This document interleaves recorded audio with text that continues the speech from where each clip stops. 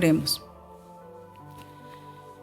Padre nuestro que estás en los cielos y aquí junto a nosotros y en todo lugar, gracias Señor te damos por un día más que tú nos estás regalando en este mundo, en esta vida, con nuestros seres queridos.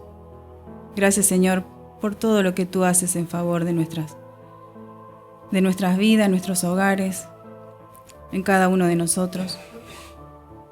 Gracias porque tú has puesto tu mirada hacia nosotros y nos has llamado, nos has buscado, nos has escogido en Cristo y nos has salvado. Perdona, Señor, nuestras faltas y pecados. Dejamos en tus manos la meditación de esta noche.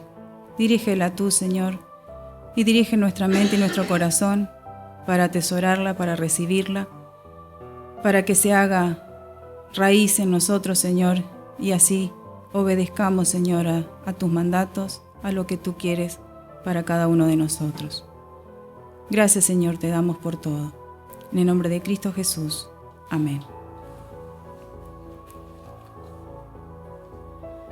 Bueno, la lectura que fue leída fue la sanación de un sordo y tartamudo. El título que tengo en la Biblia, en la que fue leída, fue de un tartamudo, dice. Pero es el mismo caso. Pero en sí quería charlar un ratito con ustedes de las enfermedades en sí. No detalladamente sobre este caso. O sea, es una sanación del Señor como tantas otras que hizo en el pueblo de Israel y sus alrededores. Porque si vamos al texto anterior, al que fue leído, dice la fe de una mujer no judía, era sirio-fenicia, o sea, era una ciudad fuera del pueblo de Israel, era una ciudad extranjera. Y esto muestra, todo Marcos arranca milagro tras milagro del Señor Jesús, ya sea de dar de comer a la multitud, como de caminar sobre el agua y sanaciones, milagros y señales que hizo en sanar a personas. Las enfermedades no estaban en el plan de Dios. Si vamos al Génesis, cuando dice que Dios creó el mundo y todo lo que existe, vio Dios que todo estaba bien, dice el texto. Día tras día que iba en la creación, ejecutando la creación, terminaba cada día y decía, veía Dios que todo estaba bien hecho, lo perfecto, hecho por Dios, lo bueno. Y en los planes del Señor no estaban las enfermedades, no había enfermedades. ¿Qué trajo las enfermedades al mundo? La desobediencia del hombre. Cuando el hombre desobedece, cuando el hombre desatiende, cuando el hombre se rebela hacia la voluntad divina del Padre Celestial, nacen como consecuencia de nuestra desobediencia, vienen las enfermedades. Como disciplina de ese gran amor de Dios hacia los seres humanos, de ese gran amor de Dios que nos quiere salvar, que no quiere que muramos, disciplina a la humanidad con las enfermedades. En el Antiguo Testamento vamos a ver historias que mandó enfermedades, mandó pestes, como corrección, como juicio sobre naciones extranjeras. Pero también las hubo en el pueblo de Israel. Y era su pueblo escogido, su pueblo amado, disciplinando en su gran amor hacia ellos, los disciplinaba a través de enfermedades. Enfermedades colectivas, o sea, en conjunto, a la nación le caía las enfermedades. Enfermedades individuales, o sea, por la desobediencia o el pecado individual, vienen las enfermedades. Pero no hay casos, y el que cuenta en Juan 9, que él cuenta del hombre que había nacido ciego, que los discípulos le preguntan a Jesús, ¿por qué nació ciego? ¿Por el pecado de él o de los padres? O sea, en consecuencia del pecado, porque eso también estaba en la ley. Si desobedecían, el Señor era fiel y amoroso y compasivo por 1000 generaciones, pero la desobediencia de sus padres iba a recaer sobre tras generaciones futuras. Y Jesús le responde en ese momento sobre ese caso, ni el de él, ni el de sus padres. Es para que se muestre la gloria de Dios. O sea que tenemos diferentes casos hablando de las enfermedades. Y hay un cuarto, que lo podemos también citar, que es el caso de Job. Satanás pidió sacudir a Job. Pidió y Dios concedió. Dios permitió. Y todos conocemos la historia de Job, como el enemigo, ¿no es cierto?, fue sobre Job para probar la fidelidad de Job, su fidelidad hacia su Dios, en cual Job se mantuvo fiel a su Dios. O sea, podemos ver distintos, las escrituras nos muestran distintas facetas de las enfermedades. Elegí esta por ser cortita, y todas tienen que ver con la desobediencia del hombre. Si ustedes escucharon la lectura del Salmo, que fue leído, dice, oh Dios, ten compasión de mí. El salmista expresa acá un profundo arrepentimiento, un profundo reconocimiento de su propio pecado, de su propia maldad. No por un pecado en sí, por una acción puntual de desobediencia o de errar al blanco, errar, ofender a su Dios, sino de la naturaleza pecadora como ser humano. Fíjense que dice, en verdad soy malo desde que nací, soy pecador desde el seno de mi madre. Sabemos que los niños al Señor no les considera pecado por su inocencia, por su falta de capacidad de reconocer entre lo bueno y lo malo, porque no hay conciencia de lo bueno y de lo malo. Pero sí, el salmista acá expresa y nos da a entender la naturaleza propia del ser humano, de que el pecado es parte de nosotros. Nosotros, en desobediencia, erramos ante nuestro Dios, ofendemos a nuestro Dios. Por decisión, nos alejamos espiritualmente de Dios, desobedecemos a Dios. Dice, y después la petición, dice el versículo 6, en verdad tú amas al corazón sincero y en lo íntimo me has dado sabiduría. Reconoce también que el Señor en su gran amor nos da esa sabiduría, no esa sabiduría de la que habla el mundo, sino el de reconocer y el de saber y el de mirarnos como Dios nos mira, de sabernos imperfectos, impuros, pecadores, como Dios mira al ser humano. Y en el 7 empieza como una súplica al Señor.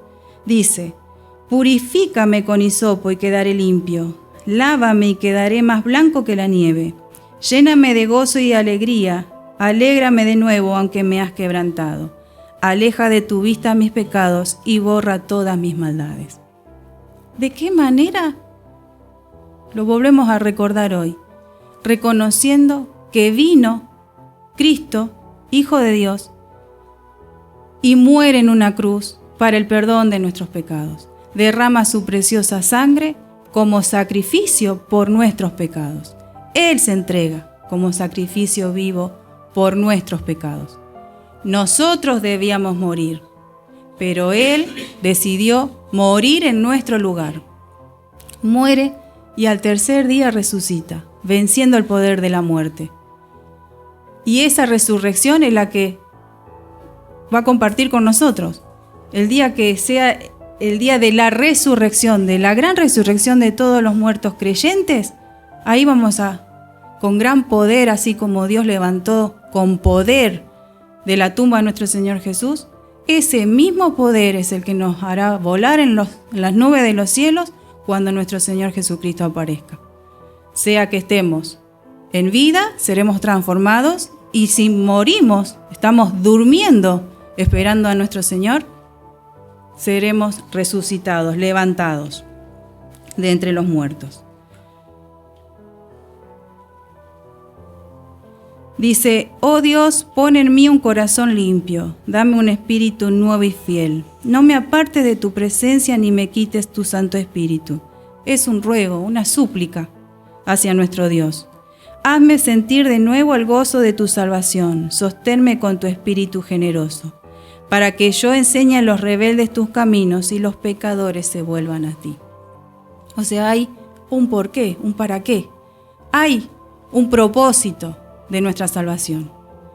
Reconocimos a nuestro Señor Jesús, nos sabemos salvos, nos sentimos salvos, sabemos que pertenecemos al cielo, que ya el Señor nos rescató del poder del pecado, que es la muerte. Bueno, no es porque sí, hay un propósito, hay una razón, y es para, dice acá, que yo enseñe a los rebeldes tus caminos y los pecadores se vuelvan a ti. Así como yo un día estuve perdida, sin Dios, a ciegas, a tientas, y el Señor en misericordia me rescató, ¿para qué? Para que yo también vaya en busca de esas almas perdidas, de esos pecadores, de esos rebeldes. Porque un día yo estuve en ese lugar, y el Señor en misericordia y en gracia me salvó a través de Cristo Jesús, a través de la fe en Cristo Jesús. ¿Para qué? Para que vaya, que sea instrumento útil en sus manos, para que otros lleguen a los caminos del Señor. De eso nos habla el Salmo. Y volviendo al pasaje de Marcos que fue leído,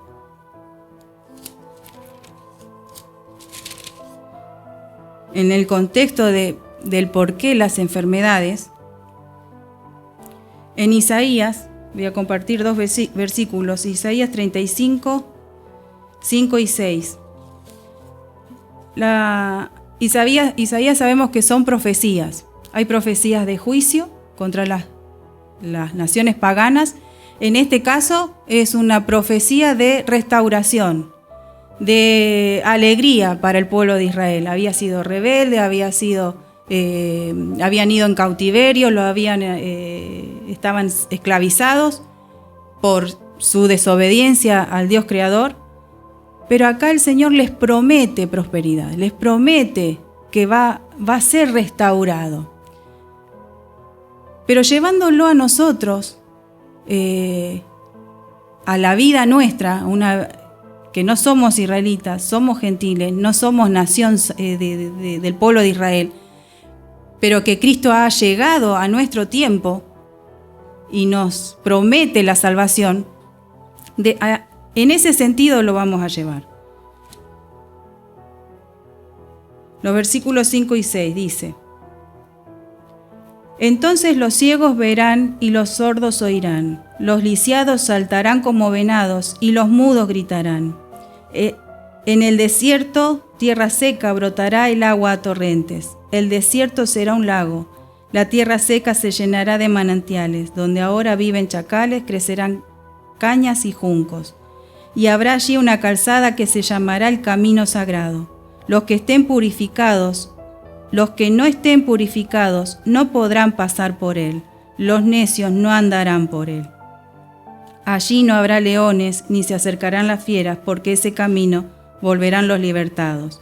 Los que el Señor ha redimido entrarán en Sión con cantos de alegría, y siempre vivirán alegres, hallarán felicidad y dicha, y desaparecerán el llanto y el dolor.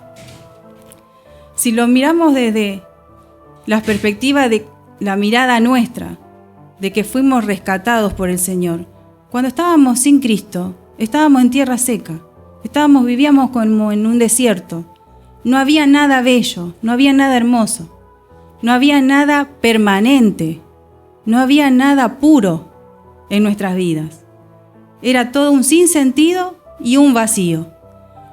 Cuando viene a Cristo a nuestras vidas, cuando Cristo nos saca de esas tinieblas, cuando nos da la luz, cuando nos abre los ojos espiritualmente, cuando sana nuestras enfermedades espirituales, que viene a Cristo mismo a vivir a nosotros, todo es diferente. No habla de cosas materiales, no hablemos de enfermedades físicas ahora. Estos casos fueron sanados físicamente. Pero ¿cuál era el plan del Señor para los israelitas? ¿Por qué hacía esas señales de sanar? ¿Por qué hacía los milagros? ¿Por qué daba el abundante pan? ¿Por qué decía que Él era el pan del cielo? Para nuestra salvación, para que el ser humano sea salvo. Él nos quiere sanar de nuestras dolencias, de nuestras enfermedades internas, nuestras enfermedades espirituales, lo que la gente no ve, pero que Dios sí ve. Cuando estábamos sin Cristo, estábamos como en un desierto, estábamos como cautivos del pecado, de la maldad, amenazados a muerte eterna. Cuando Cristo viene a nuestras vidas, cambia totalmente el rumbo de nuestras vidas y el sentido y lo actual de nuestras vidas. Lo que era antes ya no es más, es algo nuevo, con vistas diferentes, con propuestas diferentes. ¿Por qué? Porque ya no nos basamos en cosas del mundo, en las cosas de las tinieblas, sino en las cosas del cielo, en donde Cristo mismo está sentado a la derecha de Dios preparando un lugar para nosotros. El capítulo 7, si vamos un poquito antes del texto que fue leído, el capítulo 7 nos habla de lo que hace impuro al hombre. Acá acusaban a los discípulos que comían sin lavarse las manos y tenían que hacer un ritual de lavamiento de manos para purificarse. Entonces los fariseos le hacían el reclamo al Señor. Y el Señor les dijo, no es lo que entra al cuerpo lo impuro. Lo impuro, lo que hace impuro al hombre, es lo que sale de dentro de ellos, de su corazón, de su mente, de su boca. Eso es lo que hace impuro al hombre. Y a eso quiero llevarlo en esta noche. Hay enfermedades físicas, sí, o no físicas, sino más bien psicológicas, mentales, anímicas. Hoy en día está de moda el estrés, la depresión, todo ese estrés. Es el cargamiento de cosas del ser humano que es una deficiencia nuestra. Si depositáramos más nuestra confianza en ese Señor que creó el mundo entero, que el mundo entero depende de Él, ¿no podrá hacerse cargo de mí, de mis preocupaciones, de mis aflicciones? ¿No podrá hacerlo? ¿No podrá darme paz? Sí, puede. Por eso, todas esas enfermedades que podemos ver tiene un trasfondo en la desobediencia del hombre. Tiene un trasfondo de nuestra independencia de Dios, de querer ser independientes de Dios, de no depender de Dios, el creador de todas las cosas. En el caso del tartamudo dice, fue este caso, en el de la mujer sirofenicia era su fe, que es admirable, porque dice, el Señor se admiró de la fe que tenía esta mujer, era extranjera, y creía en el Señor. La que tocó la capa, si recuerdan la mujer que tocó la capa, que hacía 12 años que padecía su enfermedad, ella pensaba, si tan solo tocara su capa, quedaré sana. Y así fue. Tocó su capa y quedó sana. Y el Señor se dio cuenta que había salido poder de Él. Depende de nuestra fe. ¿Queremos ser sanos en lo espiritual? ¿Queremos ser sanos que el Señor nos sane de nuestras dolencias, que el Señor nos sane de de lo que nos aflige, de lo que nos carga. Podemos. Es solamente ir a Él, tener fe en Él, creer en Él. Elegí el del sordo mudo por su falta de comunicación. No podría comunicarse. No oía, no hablaba. El Señor cambió su realidad. Pudo hablar, pudo gritar, pudo alabar al Señor y oír la voz del Señor cuando le dice, ábrete, porque al instante sus oídos se abrieron. Podemos hablar también del caso de este joven que había nacido ciego en la lectura de Juan. En Juan 9.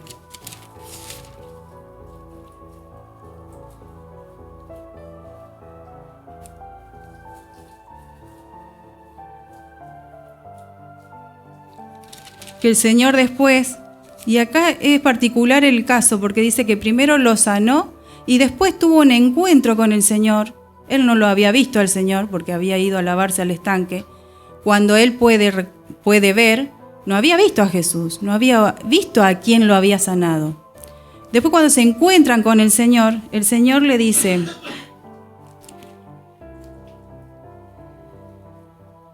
espérenme un segundo, 35.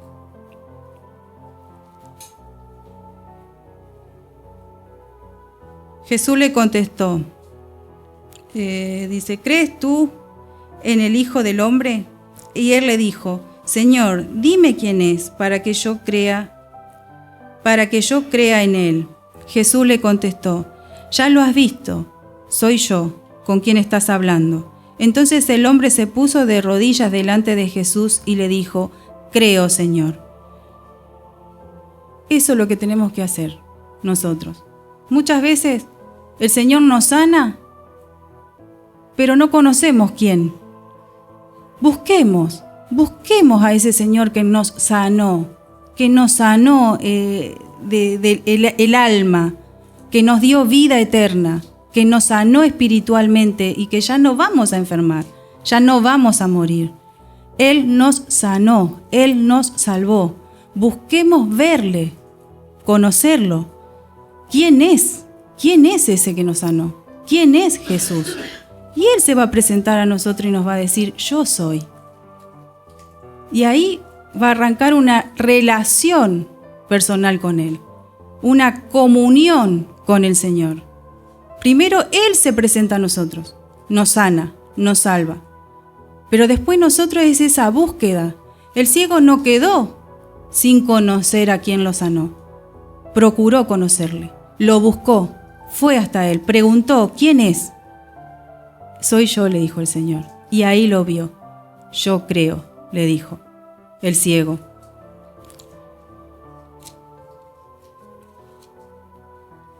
Y después, si ya somos que conocimos al Señor, que el Señor nos salvó, que el Señor nos purificó, que el Señor nos sanó espiritualmente, nos sentimos salvos, nos sabemos salvos, somos parte de ese gran pueblo del Señor escogido por Él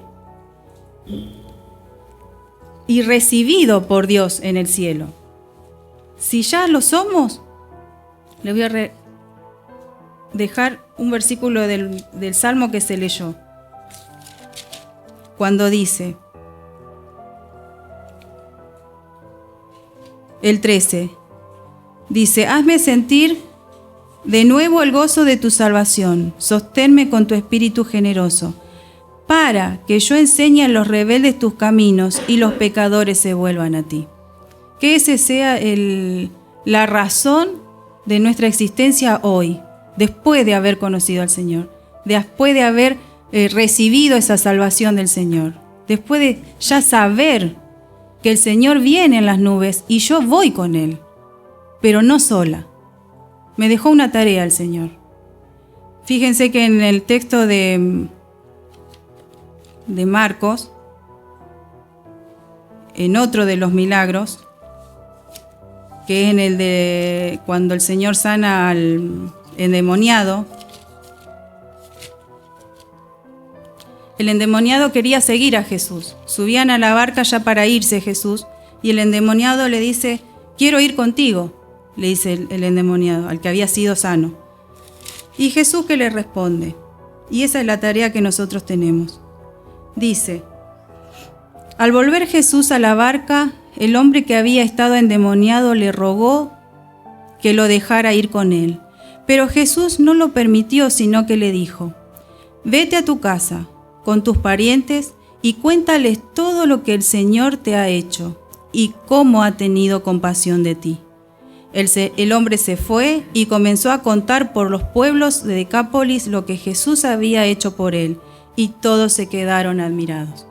En aquel lugar, cuando Jesús lo sana, la gente había tenido miedo, porque los espíritus habían ido a los cerdos, recuerdan, que habían ido al agua, se habían ahogado, y la gente de ese lugar sintió miedo. Entonces le pidieron a Jesús que se fuera de ese lugar.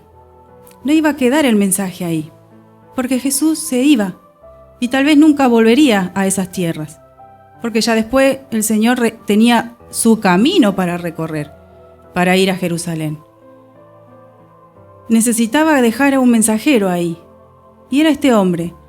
No sé qué propósitos tiene el Señor para nosotros. No quiere cosas extraordinarias de cada uno de nosotros. Quiere que donde estemos, nuestra gente, nuestros parientes, nuestros seres queridos, ya que nos hizo ver, ya que nos hizo oír y ya que nos dio el don de hablar, de poder hablar y comunicar el mensaje, eso nos dice el Señor. Quédate en tu casa, en tu tierra, en tus parientes. Ve y cuéntales. Ve y cuéntales lo que el Señor ha hecho contigo, que ha tenido compasión de ti y te ha sanado y te ha salvado. Eso nos dice el Señor a cada uno de nosotros. No vamos a ser grandes héroes de llevar el mensaje a África, a tantos otros lugares. No, en casa, con los nuestros.